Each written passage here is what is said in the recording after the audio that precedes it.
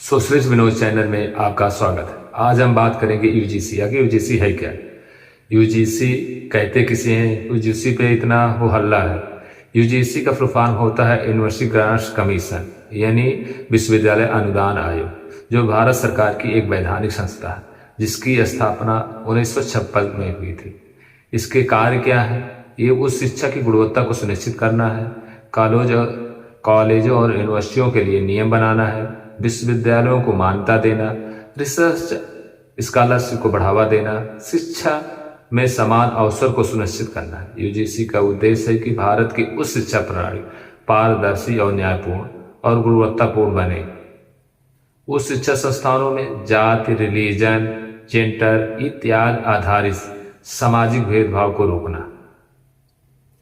यदि कोई विश्वविद्यालय या कॉलेज यूजीसी के नियमों का पालन नहीं करता है तो आयोग के पास से फंड रोकने, जुर्माना लगाने, संस्थान की मान्यता रद्द करने का अधिकार होगा। मौजूदा नियमों को और भी सख्त किया है। 13 जनवरी को यूजीसी ने विश्वविद्यालय अनुदान आयोग विनियम 2026 जारी किया, जिसका उद्देश्य उस शिक्षा संस्थानों में समानता को बढ़ाना है ताकि किसी भी वर्ग के छात्र के साथ भेदभाव को रोका जा सके। इसका उद्देश्य धर्म, नस्ल, जाति, लिंग, जन्म स्थान या विकलांगता के आधार पर छात्रों के साथ भेदभाव न हो। विशेष रूप से अनुसूचित जाति, अनुसूचित जनजाति, शैक्षिक रूप से पिछड़ा वर्ग, आर्थिक रूप से कमजोर वर्ग, विकलांगों और इसमें से किसी भी वर्ग के भी सदस्य के विरुद्ध भेदभाव खत्म किया जा सके। इसके अलावा उस शिक्षा संस्थाओं में समानता को बढ़ावा दिया जा सके। इसी के नए नियम के तहत सभी कॉलेजों और विश्वविद्यालयों में इक्विटी कमेटी और इक्विटी स्क्वाड का गठन करना अनिवार्य होगा।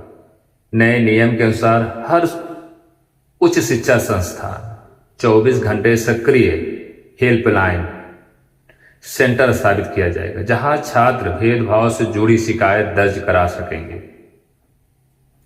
यूजीसी रेगुलेशन का उद्देश्य जातिगत भेदभाव को रोकना है, मगर इसके नियम 3G के तहत जातिगत उत्पीड़न की शिकायत को केवल SC, ST और OBC वर्ग के छात्र कर सकेंगे। समान वर्ग के छात्र शिकायत नहीं कर सकेंगे। इसका विरोध प्रदर्शन यहीं से शुरू होता है। यूजीसी ने निर्देश दिया कि अलग अलग कैंपस की निगरानी रखने के लिए और भेदभाव को रोकने के लिए सभी उच्च शिक्षा संस्थान क्षमता समूह या इक्विटी स्क्वाड बनाएंगे। इसके अलावा हर विभाग, हॉस्टल, पुस्तकालय और अन्य इकाई में एक क्षमता दूत इक्विटी इन्वेस्टर नियुक्त किया जाएगा, जो क्षमता संबंधित गतिविधियों को लागू करने और किसी भी उल्लंघन का रिपोर्ट करने के लिए जिम्मेदार होगा। नए नियम के मुताबिक कोई भी भेदभाव संबंधी सूचना मिलते ही 24 घंटे के भीतर क्षमता समिति की बैठक बुलाई जाएगी।